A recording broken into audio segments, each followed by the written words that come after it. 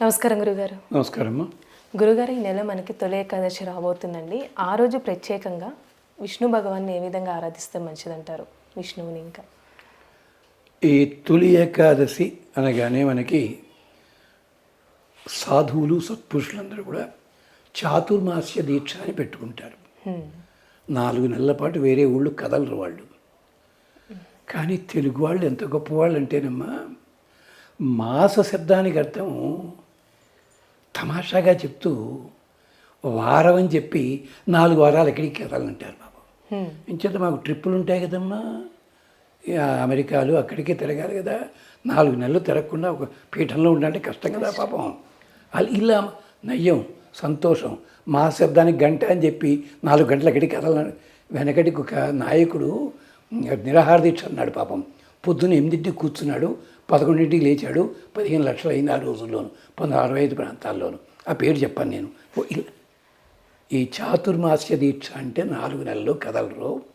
ఎందుకు అంటే ఈ ఏకాదశి నాడు తొలి ఏకాదశి, పండుగలు మొత్తం ఈ ఏకాదశి పండుగలు ప్రారంభిస్తాము. ఈ ఏకాదశి నాడు స్వామివారు శయనిస్తాడు ఆదిశేషుడి మీద. 4 నెలల పాటు కదలకుండా శయనించి ఉంటాడు. మళ్ళీ కార్తీక అయిందో అప్పుడు మెడకో తెచ్చుకుంటాడు. అప్పుడు ఉత్థాన ఏకాదశి మనకి తెలుసు, చెప్పుకుంటాం కదా మనం, ముక్కోటి ఏకాదశి అని చెప్పి. అలాగా అలాంటి సమయం కనుక స్వామి విశ్రాంతి తీసుకునే సమయం ఇది. అంటే నిద్రపోడు, యోగ నిద్రలో ఉంటాడు. ఇంకో చిన్న చమత్కారం ఉంది. ఈ సమయంలో పాతాళంలో బలిచక్రవర్తి దగ్గర గేటు దగ్గర కాపలా ఉండడానికి పెడుతున్నాడు ఉంటాడు. పాపం బలిచక్రవర్తి మోసం చేసి అంటారు. కాదు, మోసం కాదు. బలిచక్రవర్తికి అది ఇంద్ర పదవి. అక్కడ ఆల్రెడీ ఇంద్ర పదవి పూర్తిగా ఉంది. మరి అలాంటిది కావాలంటే రాదు కదా. రంపతోడలో పోస్టింగ్ ఇస్తామంటే ఎవడు పెడతాడు? అక్కడ క్వార్టర్స్ బియ్యపు అన్ని ఇవ్వాలి కదా. అలాగే ఈయనకి పాతాళంలో ఇంద్ర పదవి ఇచ్చి నేను నీకు కాపలా కాస్తా అన్నాడు ఆయన. అది ఈ ఏకాదశి విశేషము. ఇదే తొలి ఏకాదశి, శయన ఏకాదశి అని చెప్తారు. ఏకాదశ్యాంతు అహోరాత్రం భోజనత్రయం కర్తవ్యం. ఓ మహానుభావుడు 2 సార్లు భోజనం చేసి అట్టే. ఇదేమిటి అన్నాడు. భోజనత్రయం అన్నాడు కదా అన్నాడు.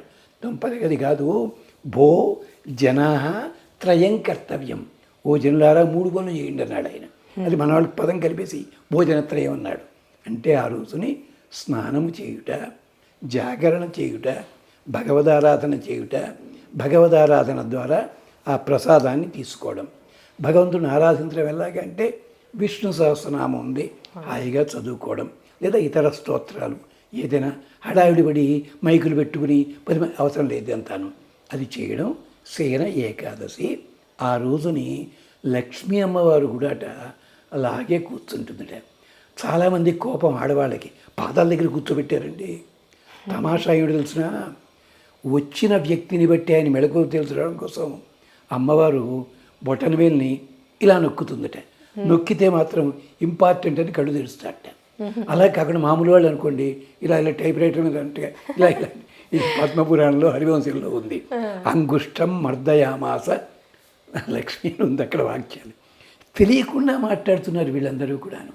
అందుకని అమ్మవారు కూడా ఆఖరికి అమ్మవారు పాదం ఇలా చేయేద్దాం అనుకుంటుంటారు.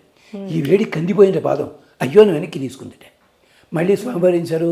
ఓహో కుడివారం అక్కడం అయిపోయినట్టుంది, ఎడం కాలు ముద్దు తెలిపెట్ట పాపం మళ్ళీ. అందుకనే మన అన్నమయ్య గారు నిరతము శ్రీ సతి పిసికేటి పాదము అన్నాడు ఆయన పాపం తమాషాగాను. వెంకటేశ్వర సుప్రభాతంలో ఏనాడు వచ్చిందావిడ పాదం ఇలా ముందు పెట్టడం, చేయి తీయడం ఇలా జరుగుతుంది కదా అంటాడు వెంకటేశ్వర సుప్రభాతం. ఇన్ని అందాలున్నాయి శ్రీ మహావిష్ణువు శయనించడంలో. శ్రీ మహావిష్ణువు శయనిస్తుంటే బయట గరుత్మంతుడు కాపల, లోపల ఆదిశేషుడు. ఈ శయనంలో ఉన్న అందం చూడ్డానికే వచ్చారు 4 పిల్లలు. వాళ్ళు లోపలికి వెళ్ళనివ్వలేదు. వాళ్ళకి శాపం పెట్టారు వీళ్ళు. వాళ్ళే హిరణ్యాక్షుడు హిరణ్యకశిపుడిలా పుట్టారు వాళ్ళు కాపల వాళ్ళు. ఈ శాపం ఎందుకు ఆవిడికి తెలియదు. అక్కడ ఎలా కోపం వస్తుంది వాళ్ళకి. కాదు అయ్యా నిద్రపోతాడు, అదే ఇప్పుడే మేలు కాంచే, ఇప్పుడే కళ్ళు తెరిచాడు అయ్యా, ఓ నిమిషం ఆగండి అన్నారు వాళ్ళు. ఎలాంటి జరిగిన సంఘటన. ఇలాగా ఇది ఏకాదశి. ఏకాదశి విశేషం అంచేత ఈ ఏకాదశి నాడు ప్రత్యేకించి మహర్షులందరూ కూడా శ్రద్ధగా ఆరాధన చేస్తారు. అలా చెయ్యండి. చక్కగా తలంటు వండి, తలంటు కూడా మీ శిరస్నానం చేయండి, స్వామికి నివేదన. పెద్ద ప్రసాదాలు మీ ఓపిక లేదంటారా, గ్లాసుడు పాలలో తేనె చుక్క వేస్తే అదే ఆయన ఆనందంగా పుచ్చుకుంటాడు. ఇది విశేషం. చాలా చక్కగా తెలియసే గురుగారు, ధన్యవాదాలు.